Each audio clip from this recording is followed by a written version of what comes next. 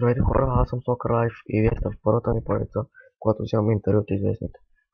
Първият ми гост в това интервю е Перси. Сега ще му звъннем по скайп и ще го питам няколко въпроса.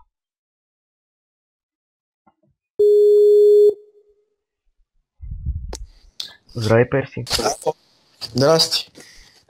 Значи сега ще те питам няколко въпроса и... Значи първи въпрос. Как реши да снимаш клипове? Това ме избра мен, аз не съм го избирал преди много време. Беше при 5, 4 половина, 5 години беше и гледах и други хора. И така постепенно се запалих. След време, знаете повечето, че в Максел България Георги, лидера уж на Максел България, ние двамата бяхме лидери след това де. Обаче тогава, когато аз правих някакви елементарни клипчета, той ми писа и така запознахме и така започнахме да се развиваме нататък. Втори въпрос. Мислиш ли да правиш поредица, в която ще играеш с приятели?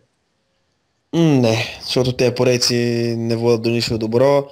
Почва се поредицата и точно 5 епизода след това приключва, защото просто не може да се съберем вечер да снимаме. Трети въпрос. Как развихте и трите канала с Георги? С много труд, с много пари, с много нерви, всеки дневна работа и клипове всеки ден.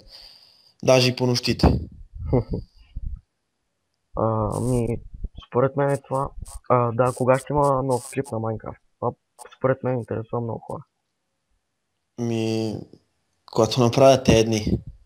Добре, за инфото, лека вечер и Лек.